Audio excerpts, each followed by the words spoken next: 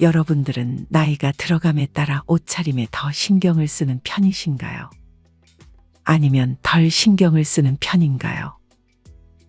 누군가는 나이 들어 누구한테 잘 보일 일 있냐며 후줄근하고 구겨진 옷을 아무렇지 않게 입는 반면, 누군가는 옷차림도 모두 경쟁력이라 생각하고 깔끔하면서 어울리는 옷차림에 대해 고민합니다. 사실 나이 들수록 우리는 옷을 더 잘 입는 것에 대해 신경을 써야 합니다. 굳이 누군가에게 보여주기가 아니라 나이가 들수록 옷은 자신감이고 나에게 선물입니다. 무엇보다 옷은 내 마음에 들게 입었을 때 더더욱 생활에 활력이 되어주기도 합니다. 옛말에 차려입은 거지가 잘 얻어먹는다는 말도 있듯 이제는 외모와 옷 폼새 모두 경쟁력이 된 시대입니다. 여러분은 지금 입는 내 옷 차림새가 마음에 드시나요? 공무원을 퇴직한 어느 80세 노인은 아직까지도 옷에 대해 고민하며 심플하고 단아한 옷차림에 신경을 쓴다고 합니다. 이분은 유행이라는 것은 눈길 한 번 준 적 없지만 본인의 차림새에 굉장히 만족했습니다. 이렇듯 옷차림은 자기가 마음에 들게 입는 것이 가장 좋습니다.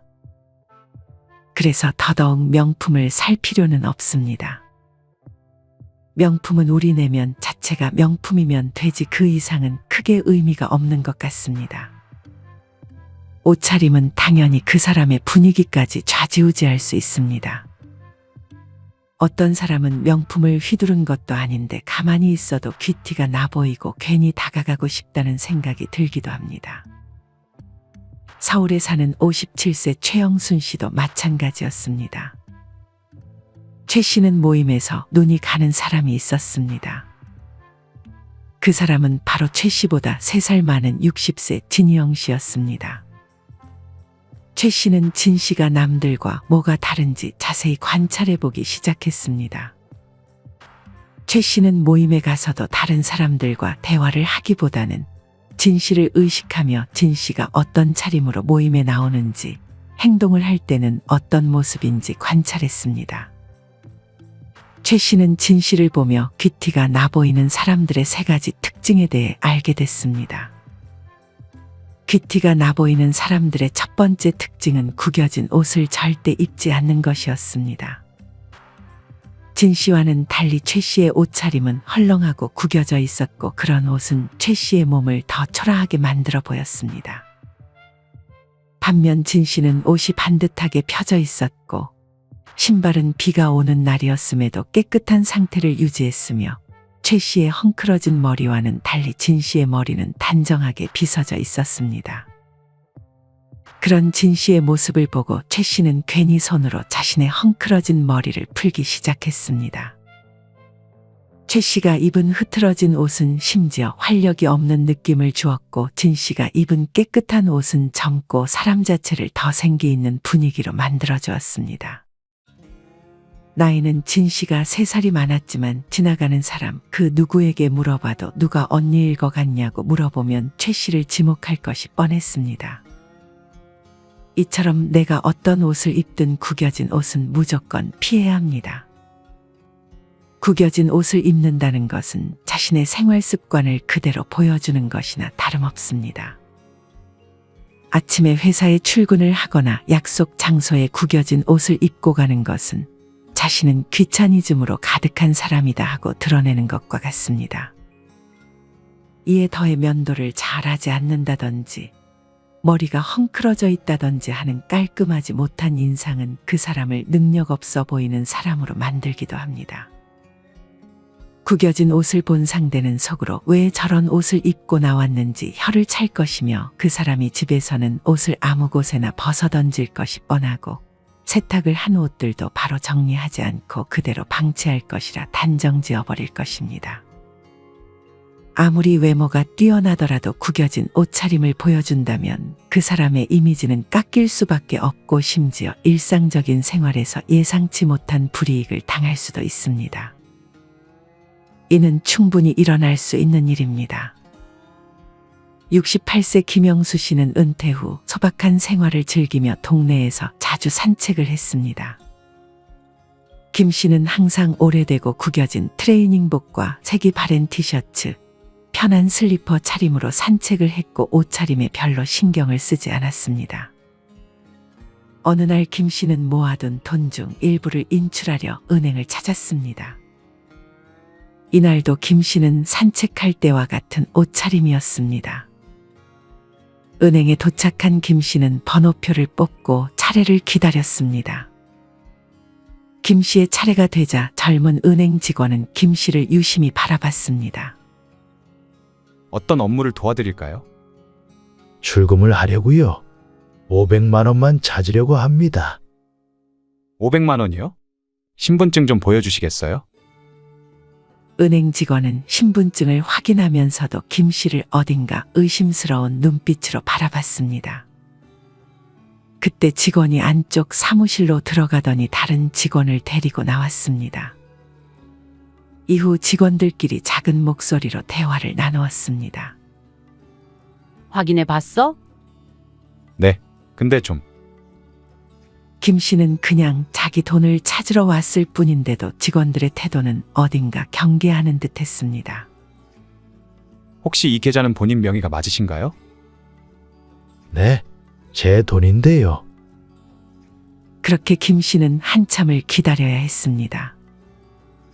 반면 김 씨 바로 옆에서 돈을 출금하던 깔끔한 차림의 김 씨 또래처럼 보이는 사람은 김 씨보다 늦게 번호표를 받았음에도 불구하고 훨씬 빨리 원하는 돈을 출금하고 유유히 자리를 떠났습니다. 이후에도 김 씨는 몇 가지 추가 확인을 거친 후에야 돈을 찾을 수 있었습니다. 김 씨는 굉장히 불쾌함을 느꼈습니다.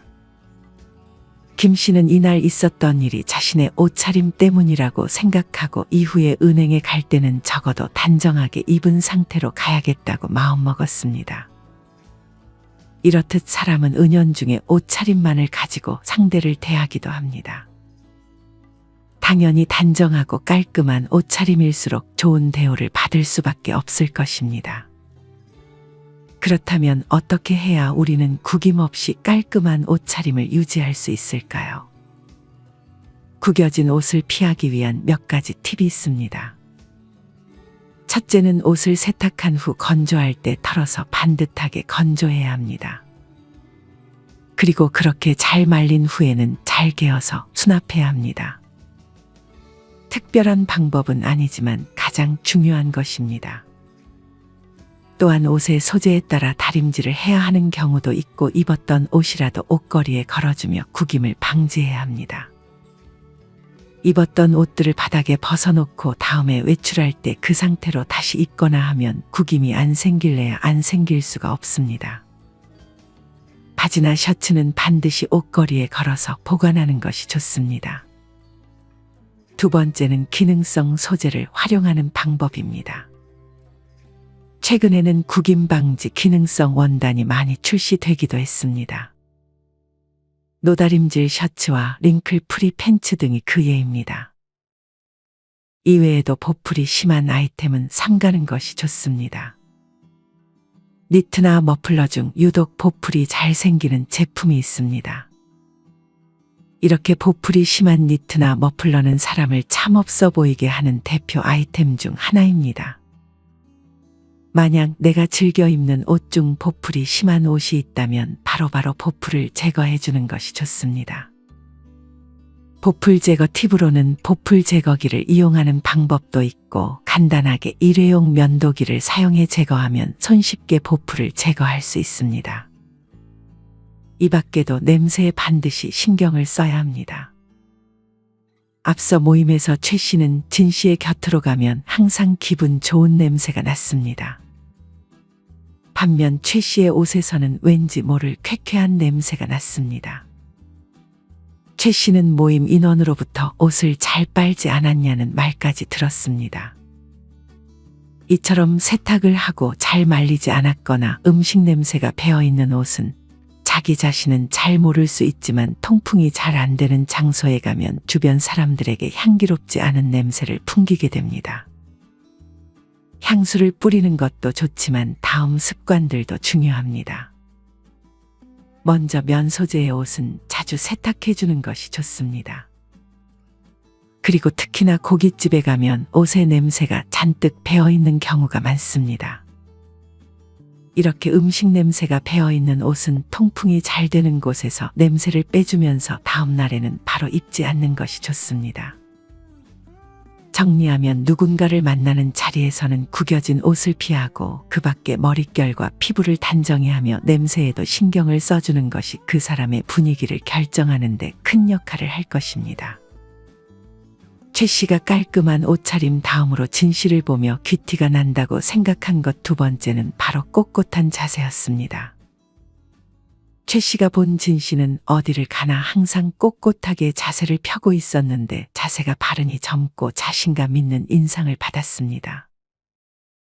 반면 아직 환갑 전임에도 허리가 잔뜩 굽은 최 씨는 기운이 없어 보인다는 말을 자주 들었고 초라한 인상을 주고 있었습니다. 이렇게 바른 자세는 그 사람의 자신감과 안정감을 보여주는 핵심 요소 중 하나입니다. 이와 반대로 상대가 구부정하게 있거나 걸을 때 어깨가 처져 있으면 보는 사람도 괜히 답답하고 무기력한 느낌을 받을 수 있습니다. 반면 허리를 곧게 펴주고 시선을 자연스럽게 앞으로 향하게 하면 마음가짐까지 긍정적으로 변합니다.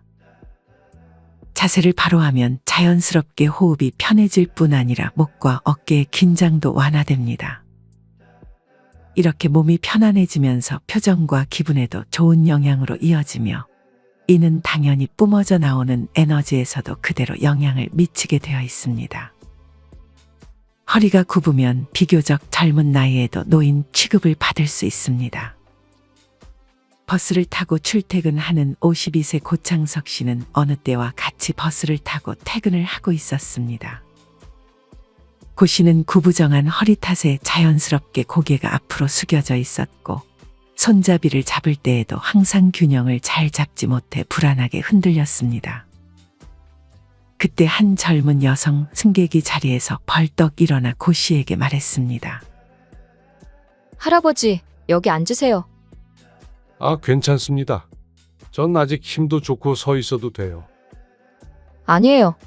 허리가 많이 아프신 것 같아서요. 여성 승객은 당연히 고 씨를 생각해서 한 말이었겠지만 고 씨는 별로 기분이 좋지 않았습니다. 그도 그럴 것이 아직 고 씨의 자식은 결혼도 하지 않았고 50대 초반의 나이에 할아버지 소리를 듣고 좋은 마음이 들 사람은 없을 것이었습니다. 이처럼 바른 자세가 습관이 되지 않으면 나이가 많은 사람, 어디 아픈 사람 취급을 쉽게 받을 수 있습니다. 이는 당연히 그 사람에서 뿜어져 나오는 에너지에 부정적인 영향을 줄 것입니다. 이렇게 허리를 항상 꼿꼿이 하기 위해서는 너무 푹신한 신발보다는 탄탄한 밑창이 있는 신발을 착용하는 것이 좋습니다. 이와는 반대로 밑창이 푹신하고 발볼이 넓게 설계된 신발을 신으면 바른 자세를 유지할 수 없어 근골격계가 변형될 수 있습니다. 또한 걷기 연습을 할 때 상가에 혹은 자동차 유리에 비치는 나의 걷는 모습을 의식적으로 체크하면서 구부정하게 걷고 있는 건 아닌지 살피고 의식적으로 허리를 펴주는 것이 좋습니다. 무엇보다 나중에 허리가 꼿꼿한 노인이 되기 위해 꼭 키워야 하는 근육들이 있습니다. 첫째는 척추 기립근입니다. 척추 기립근을 키우기 위해서는 초보자 플랭크라는 운동이 좋습니다. 일반 플랭크는 20대 남성도 하기가 어려우니 무릎을 떼는 대신 무릎을 바닥에 내려놓고 손은 편 상태로 한 번에 10초에서 30초, 하루에 5분씩 해주는 것입니다. 만약 나중에 초보자 플랭크가 익숙해진다면 일반 플랭크 자세를 시도해 볼 수 있습니다. 두 번째로 키워야 할 근육은 둔근입니다. 둔근을 키우기 위해서는 엉덩이를 들어 올리는 운동이 좋습니다. 바닥에 무릎을 세우고 누운 상태에서 엉덩이를 천천히 들어 올리는 운동입니다. 꼬리뼈부터 말아서 올라간다는 느낌으로 올리고 등부터 천천히 바닥에 닿게 한 후 허리를 내려주면 됩니다. 이 동작을 할 때는 엉덩이에 힘이 들어가 있는 상태여야 합니다. 한 번 할 때 30초간 반복하고 3세트 정도 해주면 좋습니다. 정리하면 바른 자세는 나의 이미지의 매우 중요한 요소 중에 하나입니다. 꼿꼿하게 세워진 허리를 만들기 위해서는 탄탄한 밑창이 있는 신발을 신어주고 걸을 때 의식적으로 허리를 펴는 습관을 가지고 척추기립근과 둔근에 좋은 운동을 하며 나이 들수록 허리가 굽어지지 않기 위해 노력해야 합니다. 최 씨는 진 씨가 또 무엇이 자신과 다른지 곰곰이 생각했습니다. 최 씨는 외적인 모습 이외에 진 씨가 어떻게 행동하는지 떠올렸습니다. 생각해보면 진 씨는 약속을 절대 깬 적이 없고 약속에 단 한 번도 늦은 적이 없이 항상 제일 먼저 와서 다른 사람들을 반겨주고 있었습니다. 최 씨는 이런 점에서 진 씨가 더욱 매력적으로 보였습니다. 이처럼 사람을 귀티나 보이게 만드는 세 번째는 바로 약속에 대한 자세였습니다. 여러분은 한번 약속을 하면 잘 지키는 편이신가요? 하지만 어떤 사람은 약속 불이행이 잦아 스스로의 평판을 떨어뜨리기도 하고 결국 주변 사람들에게 손절을 당하기도 합니다. 경기도에 사는 57세 김성호 씨는 평소 약속을 잡기는 잘했지만 정작 지키는 건 늘 소홀했습니다. 그냥 다음에 볼까? 조금 늦어도 괜찮겠지. 바쁜데 잠깐 늦었다고 뭐라고 하겠어? 김 씨는 항상 이렇게 생각하며 약속을 쉽게 잡고 쉽게 취소했습니다. 김 씨는 고등학교 친구들과의 동창 모임에서 식당 예약까지 한 상황임에도 당일 약속 시간이 지난 이후에서야 일이 생겨 못 갈 것 같다고 말하고 안 오는 날도 많았습니다. 김 씨의 이런 태도는 친구 한 명과 단 둘이 만날 때도 바뀌지 않았습니다. 김 씨는 오랜 친구와 간만에 밥을 먹기로 했습니다. 12시 약속임에도 김 씨의 친구는 30분을 넘게 기다렸습니다. 이게 한두 번이 아니었던지라 김 씨의 친구는 화가 나 먼저 집으로 가버렸고 이후 김 씨와의 약속을 더 이상 잡지 않았습니다. 김 씨는 친한 친구의 아들 결혼식에서도 결혼식이 다 끝나갈 무렵에야 얼굴을 비춰 기념사진도 찍지 못했고 이 친구와도 점점 멀어졌습니다. 김 씨의 주변 지인들은 하나둘 김 씨를 멀리하거나 손절하기 시작했습니다. 이처럼 약속을 대하는 태도를 통해 그 사람의 됨됨이를 볼 수 있습니다. 약속을 잘 지키지 않는다는 것은 타인의 시간을 귀하게 여기지 않는다는 것입니다. 이는 즉 타인에 대한 공감과 배려가 없는 사람이라는 걸 방증할 뿐입니다. 이와는 반대로 약속을 잘 지키고 어쩌다 한 번 늦을 때면 온몸으로 미안함을 표현하는 사람이 있습니다. 이런 사람들에게는 마음이 저절로 갈 수밖에 없습니다. 이런 약속에 대한 자세가 그 사람의 분위기까지 달라지게 할 수 있습니다.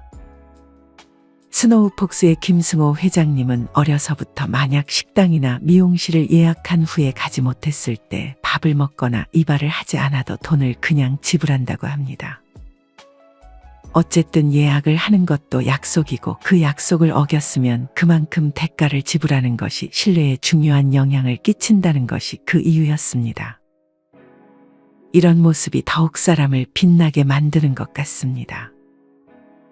정리하면 약속에 대한 자세는 주변 사람들이 우리를 어떻게 생각하는지에 결정적인 역할을 하기도 합니다.